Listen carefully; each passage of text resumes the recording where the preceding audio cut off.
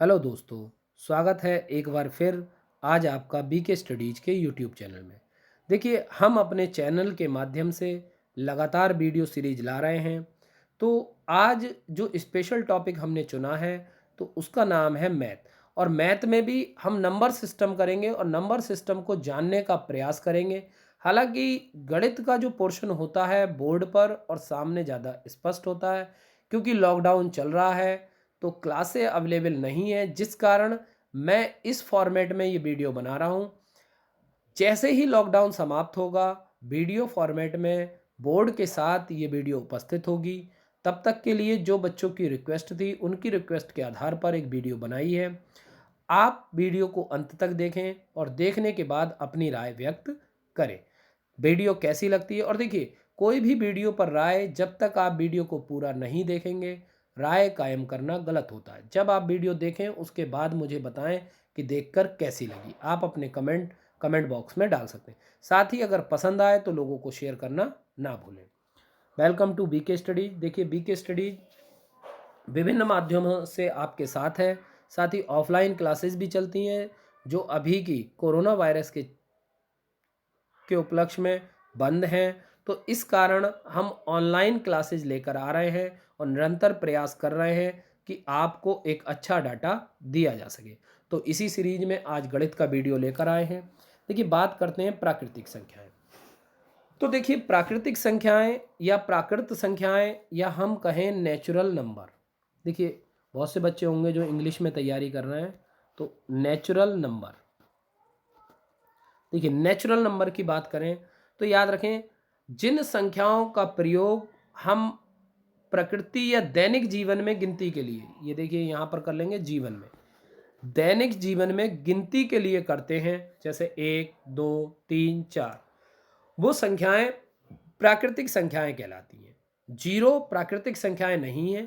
प्राकृतिक संख्याएं के समुच्चय को n से प्रदर्शित करते हैं। याद रखेंगे, प्राकृतिक संख्याओं को जो समुच्चय होता है, सेट होता है, n से प्रदर्शित। देखिए, कहा जाता है कि जो जीरो की खोज आर्यभट्ट ने, लेकिन नंबरों का आविष्कार जो था एक गडरियों की जाति द्वारा। होता क्या था, वो अपनी भेड़ चराने के लिए जाया करते थे। अब जब भेड़ चराने के लिए जाया करते थे, जब लौट कर आते थे तो क्या था, उनकी भेड़ें कम हुआ करती थी। ऐसा कई दिन तक चलता रहा। तो अगली बार जब वो गए तो उन्होंने क्या किया, नौ नौ की ढेरी बनाना शुरू कर दिया। नौ नौ की ढेरी बनाना शुरू कर दिया। जब वो जाते थे तो ढेरी को बखेर देते थे और फिर आते समय ढेरी को इकट्ठा। अगर उनकी कोई भेड़ कम होती थी तो उस ढेर से उन्हें पता चल जाता। इसीलिए 9 अंकों का प्रयोग आरंभ में किया गया। जीरो के आने के बाद नंबर सिस्टम की क्रांति आई और जीरो ने गणित को बहुत ही आसान और बहुत ही अच्छा बनाया। देखिए, आगे चर्चा करेंगे। उदाहरण के लिए 6 से 12 के बीच प्राकृतिक संख्याओं का समूह। देखिए, 6 से 12 तक बोलता तो मैं 6 और 12 दोनों को शामिल करता। ये चीज़ें नोट करने वाली हैं। अगर मैंने कहा 6 7 8 9 10 11 12, ठीक है, तो मैंने अगर बात करी 6 7 8 9 10 11, तो मैं इससे पूछा 6 और 12 के बीच, तो बीच में तो ये होंगी। और अगर तक बोलता 6 और 12 तक, 6 से 12 तक, तो 6 और 12 भी उसमें शामिल होती। देखिए, अब आते हैं अगला कॉन्सेप्ट, पूर्ण संख्याएं। देखिए, प्राकृतिक संख्याओं में जीरो शामिल कर लेने से प्राप्त संख्याओं का समूह पूर्ण संख्या समूह कहलाता है। इसे डब्लू या होल नंबर, इसे डब्लू या इसे क्या कहते हैं, होल नंबर से रिप्रेजेंट करते हैं। किससे रिप्रेजेंट करते हैं, होल नंबर से। देखिए, इसमें कौन कौन से हैं, 0 1 2 3 4। पूर्ण संख्याओं का योग, तो इस चीज में याद रखेंगे, पूर्ण संख्याओं का योग सदैव पूर्ण संख्या होता है। अतः पूर्ण संख्या, देखिए, पूर्ण संख्या के योग के लिए समव्रत होती है। योग के लिए कैसी, समव्रत का मतलब अगर इसकी बात करें तो क्लोजर, यानी क्लोजर प्रॉपर्टी शो करती है। कौन सी प्रॉपर्टी, क्लोजर प्रॉपर्टी शो करती है। यानी 5 + 4 कितना होगा, 9, और 5 + 4 अगर 9 है तो ये क्या करेगा कि ये भी एक होल नंबर है। ये भी क्या है, होल नंबर। तो ये क्या हो गया, क्लोजर प्रॉपर्टी यानी समव्रत। फिर आता है, पूर्ण संख्या में किसी योग के दौरान क्रम से कोई फर्क नहीं पड़ता। ये क्रम विनिमय नियम है। यानी ये कम्यूटेटिव लॉ को भी फॉलो करता है। कैसे? देखिए 6 + 1 7 होता है और 1 + 6 भी क्या होगा? 7। अगर जैसे मैंने लिखा 2 + 3 5 और 5 + 3 + 2 तो ये भी कितना होगा? 5। तो ये कम्यूटेटिव लॉ को फॉलो करता है, यानी क्रम विनिमय नियम को फॉलो करता है। इसका मतलब है a + b = b + a। पूर्ण संख्याओं में शून्य जोड़ने से कोई फर्क नहीं पड़ता, अतः शून्य पूर्ण संख्याओं के लिए तत्समक अवयव है, जिसे हम कहते हैं योज्य तत्समक। कौन सा तत्समक कहते हैं? याद रखेंगे, योज्य तत्समक, जिसे कहते हैं एडिटिव आइडेंटिटी। क्या कहते हैं? एडिटिव आइडेंटिटी या योज्य तत्समक। जैसे 5 + 0 = 5, एडिटिव आइडेंटिटी या फिर योज्य तत्समक। ठीक है, फिर आते हैं नेक्स्ट पे, पूर्ण संख्याओं का व्यकलन या घटाव। पूर्ण संख्याओं का घटाव हमेशा पूर्ण संख्या होती है। ये आवश्यक नहीं है कि पूर्ण संख्या व्यकलन के लिए समृत नहीं है। याद रखेंगे, ये क्लोजर प्रॉपर्टी शो नहीं करती। देखिए a - b करो या a + b करो, a - b करो या b - a करो, तो ये जरूरी नहीं कि आपस में बराबर हों, तो क्लोजर प्रॉपर्टी तो शो नहीं करेंगी। क्या करेंगी? घटाओं में क्रम विनिमय नहीं होता। क्यों? देखिए अगर मैंने एग्जाम्पल लिया 5 - 4 कितना आया? 1। और अगर मैंने किया 4 - 5 तो कितना आया? -1। तो आप देख सकते हैं दोनों की वैल्यू अलग है। किसी भी पूर्ण संख्या को उसी संख्या में से घटाया जाए तो शून्य प्राप्त होता है। अगर किसी पूर्ण नंबर को उसी नंबर में से माइनस किया जाए तो क्या होता है? शून्य। पूर्ण संख्याओं का गुणा, दो पूर्ण संख्याओं का गुणनफल हमेशा एक पूर्ण संख्या होती है। यह गुणा के लिए समृत है, यानी क्लोजर है। तो गुणा के लिए भी ये क्लोजर प्रॉपर्टी शो करती है, समृत प्रॉपर्टी शो करती है। तो इस बात का भी याद रखेंगे कि मल्टीप्लिकेशन के लिए भी एक ऐसी प्रॉपर्टी शो करती है, क्लोजर प्रॉपर्टी। ठीक है, पूर्ण संख्या के दौरान संख्याओं का क्रम बदलने से कोई फर्क नहीं पड़ता। पूर्ण संख्याओं के गुणन का क्रम विनिमय नियम, यानी कम्यूटेटिव लॉ। तो ये मल्टीप्लिकेशन का कम्यूटेटिव लॉ, यानी कि हम कह सकते हैं मल्टीप्लाई में a × b = b × a का रूल क्या करता है? फॉलो करता है। फिर देखेंगे किसी भी पूर्ण संख्या के लिए एक जो है मल्टीप्लिकेटिव आइडेंटिटी यानी गुणन तत्समक है, अर्थात किसी भी पूर्ण संख्या को एक से गुणा करने पर वही संख्या, जिस संख्या में जोड़ने पर वही संख्या प्राप्त हो जाए तो वो योज्य प्रतिलो तत्समक, जिसमें गुणा करने पर वही प्राप्त हो जाए तो वो गुणन तत्समक। यानी कि एडिटिव वो होता है जोड़ने पर एडिटिव आइडेंटिटी, और मल्टीप्लाई करने पर तो ये होता है मल्टीपल आइडेंटिटी। ठीक है, बात करते हैं अगला, पूर्ण संख्याओं का भाग। दो पूर्ण संख्याओं का भागफल आवश्यक नहीं है एक पूर्ण संख्या ही हो, अतः पूर्ण संख्याएं भाग के लिए समृद्ध नहीं है। देखिए जैसे अगर हम बात करें, यहाँ पर एग्जाम्पल देख सकते हैं 19/4। अब 19/4 अगर हम देखेंगे तो अगर इसको डिवाइड करेंगे तो 3, यानी ये आएगा 4.75। कितना आया? 4.75। तो ये पूर्ण संख्या नहीं है। जैसे 23/4 तो ये कितना आ जाएगा? 5.75। तो इस तरीके से ये क्रम विनिमय का नियम फॉलो नहीं कर रहे। ठीक है, अब तथ्य, सभी प्राकृतिक संख्याएं पूर्ण संख्या होती हैं। देखिए सभी नेचुरल नंबर जो होते हैं पूर्ण संख्याएं होते हैं, लेकिन सभी पूर्ण संख्याएं प्राकृतिक संख्याएं नहीं होती, क्योंकि 0 प्राकृतिक संख्या नहीं है। अब सबसे छोटी पूर्ण संख्या क्या है? 0 है। देखिए सबसे छोटी पूर्ण संख्या क्या है? 0। अब आती है बात पूर्णांक की। देखिए पूर्णांक 3 प्रकार के होते हैं। अगर बात करें तो 0, ऋण और धन। 0, ऋण और धन, यानी 0, नेगेटिव और पॉजिटिव। तो इन्हें जेड से शो करते हैं। देखिए ऋणात्मक संख्याएं शामिल कर दी जाएं तो पूर्णांक संख्याओं का निर्माण होता है। जैसे अगर इन्हें आई या तो इंटीजर आई से या जेड से प्रदर्शित करते हैं। देखिए अब क्यों इनका है, अगर मैंने -3 बोला और तुमसे कहा -1, तो आप बताओ कौन सी संख्या बड़ी होगी? जी -1 बड़ी होगी। देखिए वैल्यू जो है, अगर वैल्यू 3 की बड़ी है, लेकिन माइनस लगने से जो संख्या जितनी छोटी होगी वो उतनी ही बड़ी होगी। ठीक, और अगर माइनस नहीं होगा तो संख्या जितनी बड़ी होगी उतनी ही बड़ी कहलाएगी। सभी पूर्ण संख्याएं पूर्णांक हैं, लेकिन सभी पूर्णांक पूर्ण संख्याएं नहीं है, ये बात याद रखेंगे। अब आता है सम संख्याएं। देखिए इस पर बहुत सारे लोग कंफ्यूज रहते हैं। तो सबसे पहला, ऐसी संख्या जिसमें 2 का भाग पूरा पूरा जाता है। देखिए ऐसी संख्या जिसमें 2 का भाग पूरा पूरा जाता है, तो याद रखें 2 का भाग पूरा पूरा जाता है। तो अब जैसे मैंने ले लिया 0, तो 0 को अगर मैं 2 से भाग कर रहा हूं तो क्या जी भाग नहीं हो रहा? हो रहा है। तो इसे सम संख्या क्यों नहीं बोलेंगे? ठीक है, तो देखिए 0 सम संख्या तभी होगी जब किसी नंबर के अंत में लगी होगी, क्योंकि 0 की कोई वैल्यू, 0 1 से भी डिवाइड होगा, 0 विषम संख्याओं से भी डिवाइड होगा। तो 0 को छोड़कर, तो यानी कहेंगे बे प्राकृतिक संख्या। देखिए पूर्ण संख्या नहीं कहेंगे, क्या कहेंगे?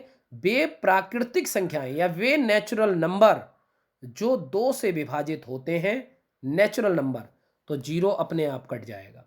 बे नेचुरल नंबर जो 2 से विभाजित होते हैं क्या कहलाते हैं? सम संख्याएं, यानी इवन नंबर कहलाते हैं। 2 सम संख्याओं का योग, याद रखेंगे 2 इवन नंबर का सम हमेशा क्या होगा? इवन। याद रखेंगे 2 इवन नंबर का सम भी इवन होगा और डिफरेंस भी क्या होगा? इवन होगा। अब आते हैं नेक्स्ट, विषम संख्या, ऑड नंबर। देखिए इसमें भी वे प्राकृतिक संख्याएं, यानी 2 नेचुरल नंबर जिनका 2 में भाग पूरा नहीं होता, वरना देखिए 1 में भी आ जाएगा। अब इसमें 1, तो 1 प्राकृतिक संख्या है, तो 0 इसमें भी नहीं लिया। अब पूरा पूरा नहीं जाता, विषम संख्याएं कहते हैं। जैसे कैसी? 1 3 5 7। लेकिन कंडीशन क्या है? 2 विषम संख्याओं का योग। अगर मैं यहां पर बात करूं, 2 विषम संख्याएं 1 + 3 3 + 5 का योग कितना होगा? 4, कितना होगा? 8। और यहाँ पर अगर मैं अंतर लूँ तो अंतर कितना आएगा? 2, और यहाँ पर अंतर कितना आएगा? 2। तो याद रखेंगे एक सम और दूसरी विषम संख्याओं का योग, तो अगर मैंने यहाँ पर 2 3 कर दिया तो 5। अगर सम और विषम संख्याओं का योग की बात करूं, यानी एक इवन और ऑड का सम जो होता है हमेशा ऑड होता है, और 2 इवन या 2 ऑड का सम हमेशा इवन होता है। अब आते हैं भाज्यक या संयुक्त। तो देखिए ऐसी संख्या जिसमें एक एवं संख्या के अतिरिक्त किसी अन्य संख्या का पूरा पूरा भाग हो जाता है, उसे संयुक्त प्राकृतिक संख्या कहते हैं। तो देखिए संयुक्त प्राकृतिक संख्या कौन सी होती है?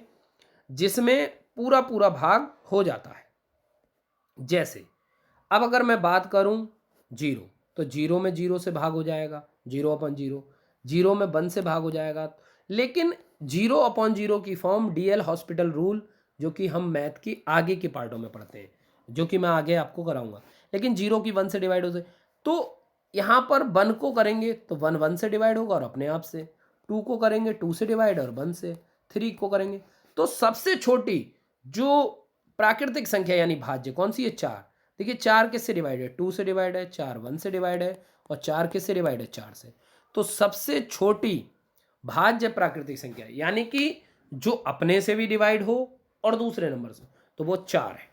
ठीक है, एक ना तो संयुक्त संख्या है ना ही अभाज्य संख्या है।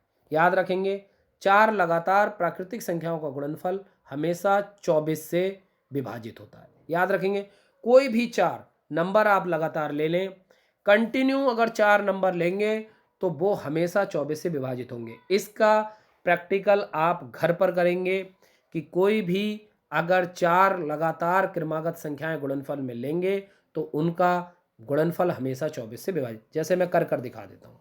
देखिए कैसे, मैंने ले लिया 5 6 7 8, तो देखिए ये 24 से डिवाइड है 8 3 3 दूनी 6, तो ये 24 से डिवाइड है।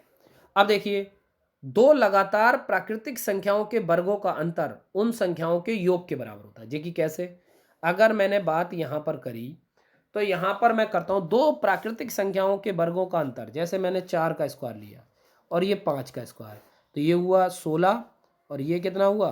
25। देखिए अंतर कितना आया? 9। तो कितना आया? 4 और 5 9, योग के बराबर। दूसरा लेते हैं 6 का स्क्वायर और 7 का स्क्वायर, तो देखिए ये कितना हुआ? 36, और ये कितना हुआ? 49। दोनों के बीच में कितने का अंतर आया? 7। तो हम देख सकते हैं दोनों का अंतर जो होता है उन संख्याओं के योग के बराबर होता है। इस चीज को नोट कर लेंगे। एक अभाज्य संख्या नहीं है, सबसे छोटी प्राकृतिक संख्या 1 है, प्राकृतिक संख्या अनंत है, दो प्राकृतिक संख्याओं का योग हमेशा प्राकृतिक संख्या होता है। अब आती हैं अभाज्य संख्याएं। ऐसी संख्याएं जो खुद से विभाजित हों या फिर एक से विभाजित हों, उसके अलावा किसी से विभाजित ना हो, तो ये कहलाती हैं अभाज्य संख्याएं। लेकिन प्राकृतिक संख्याओं की बात की है तो ऐसी प्राकृतिक संख्याएं, फिर भी एक देखिए, एक का केवल एक ही मल्टीपल है या एक ही गुणज है, इसके लिए एक नियम और, तो उसकी बात करते हैं जिसके दो गुणनखंड हों। जिसके कितने गुणनखंड होने चाहिए? दो गुणनखंड। कितने होने चाहिए? दो गुणनखंड हो, या हम कह सकते हैं जिसके दो फैक्टर हों, तो उनको इस तरह कहेंगे। ठीक। सहअभाज्य, दो प्राकृतिक संख्याएं सहअभाज्य कहलाएंगी यदि उनका मासा एक हो। देखिए, सहअभाज्य का मतलब होता है जिनका एचसीएफ यानी मासापा एक हो तो वो सहअभाज्य कहलाएंगी। जैसे अगर हम बात करें, अगर मैंने यहाँ पर देखिए 3 4 5 9, 3 4 और 5 9, जरूरी नहीं कि 4 विभाजित है, लेकिन हम देखते हैं दोनों में जो कॉमन है वो क्या है? 1। दोनों का एचसीएफ क्या है? 1। तो वो होती हैं सह विभाज्य, या इसको हम एक और नाम से जानते हैं, तो उस नाम को हम कहते हैं को प्राइम। कौन सा नाम जानते हैं? को प्राइम। अब आता है देखिए पूर्ववर्ती संख्या और परवर्ती संख्या। देखिए प्रीफिक्स और सफिक्स।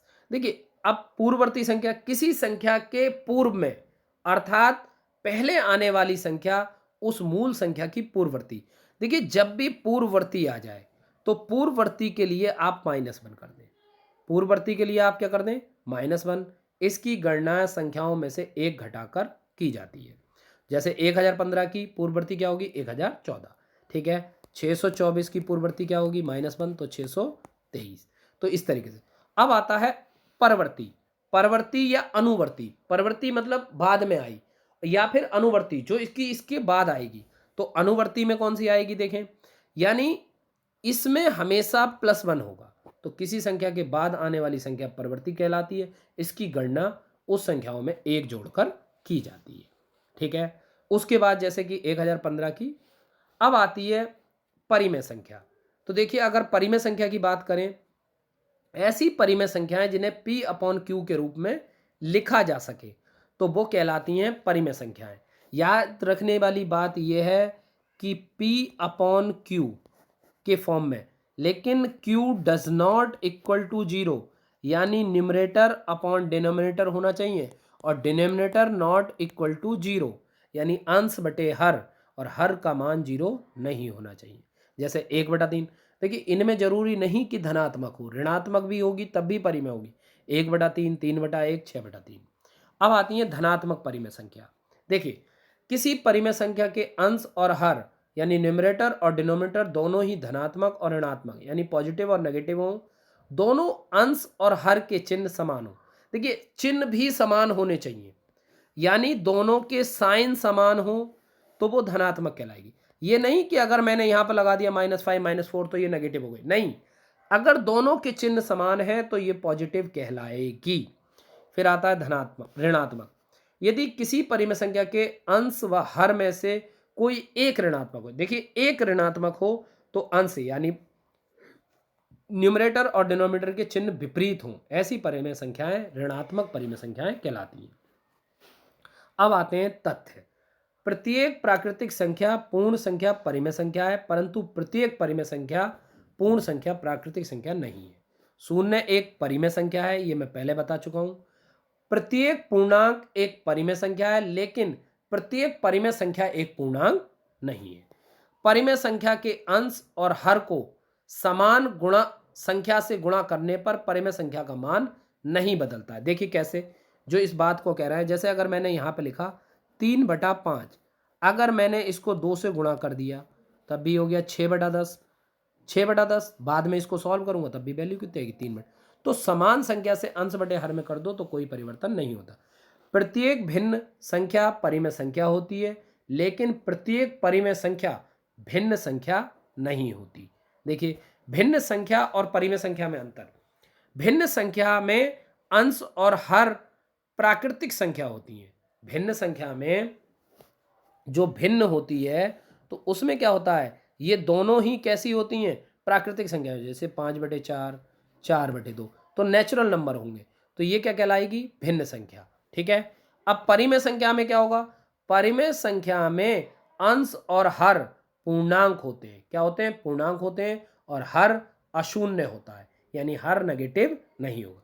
दो संख्याओं के मध्य परिमेय संख्या, देखिए बिटवीन टू नंबर। अब जैसे मैंने यहां पर दे दिया 3 और 7, 3 और 7 दे दिया, तो मुझसे बोला जाए इसके बीच में परिमेय संख्या ज्ञात करो, तो मैं क्या करूंगा, जस्ट 3 + 7 डिवाइड बाई 2, तो ये आ गया 10, 10 डिवाइड बाई 2, तो कितना आ जाएगा 5। जैसे और एग्जाम्पल देखें, 5 और 9 के मध्य परिमेय संख्या, 5 और 9 14/2 7। इनके बीच में तो आप देख सकते हैं 5/3 7/2, एलसीएम लिया तो एलसीएम 6 आया, 10 + 21 तो ये आ जाएगा 31/6, तो 31/6, तो इसको आप सॉल्व कर सकते हैं। ठीक है, और 2 से डिवाइड करेंगे तो 31/12। अब आते हैं परिमेय संख्याओं का दशमलव प्रसार।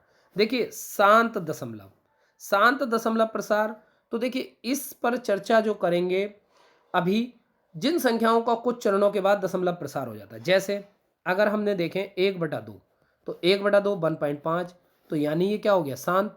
अब इसके आगे दशमलव की पुनरावृत्ति नहीं हो रही, तो क्या हो गया, नॉन कंटिन्यूअस। क्या हो गया, नॉन कंटिन्यूअस।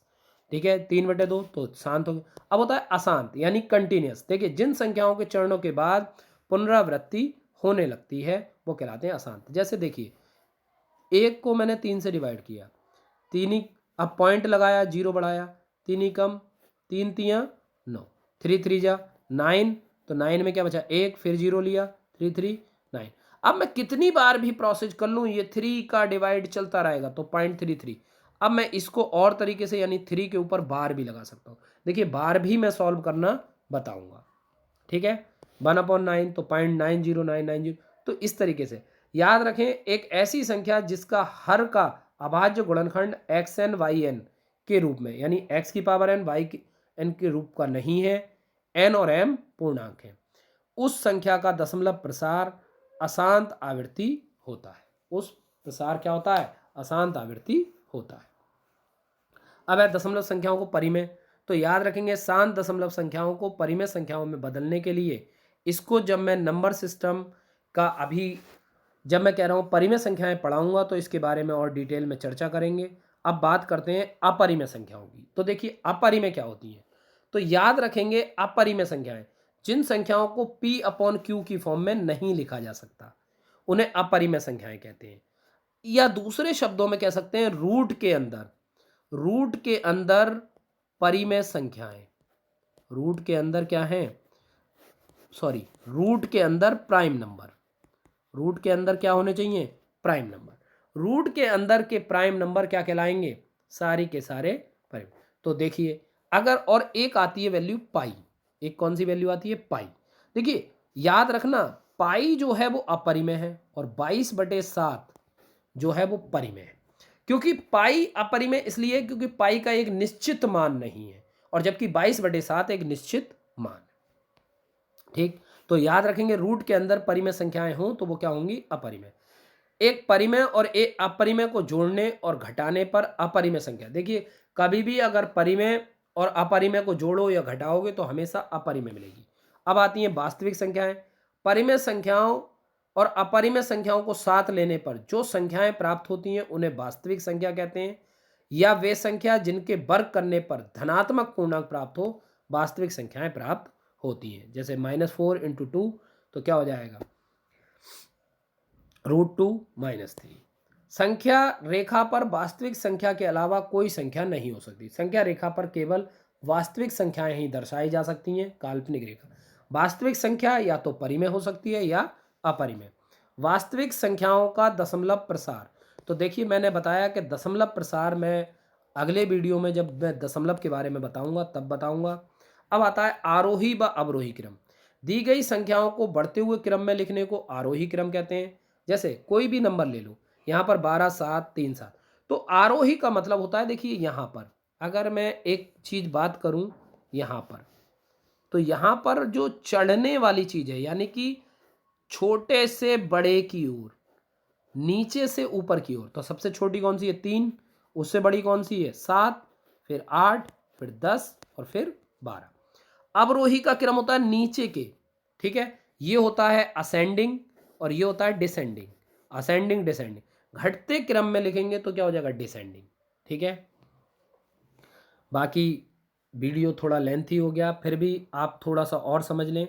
रोमन पद्धति में हिंदू अरेबिक पद्धति का संबंध होता है। हिंदू अरेबिक पद्धति में कुछ डिजिट होती हैं, इनको देख लें। देखिए जो बी होता है इसका सिंबल होता है 5, ये 1 का सिंबल 1 होता है, सेकंड 2 का होता है, 3 का होता है, और जो आपका एक्स 10 का सिंबल होता है, एल आपका 50 का होता है, आपका सी 100 का होता है, आपका डी 500 का होता है, और आपका एम 1000 का सिंबल है, ठीक है। एम किसका सिंबल है, 1000 का, ठीक।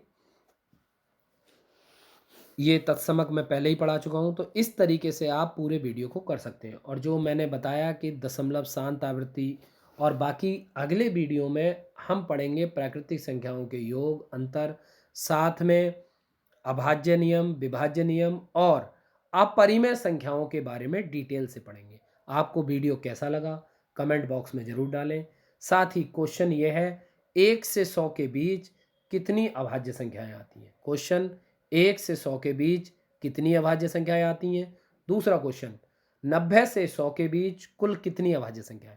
आप इन प्रश्नों के उत्तर कमेंट बॉक्स में डालें और साथ ही वीडियो कैसा लगा ये भी बताएं। और अगर वीडियो आपको पसंद आए तो लाइक और सब्सक्राइब करें और ज़्यादा से ज़्यादा लोगों को शेयर करें। शुक्रिया, धन्यवाद, आपका दिन शुभ रहे।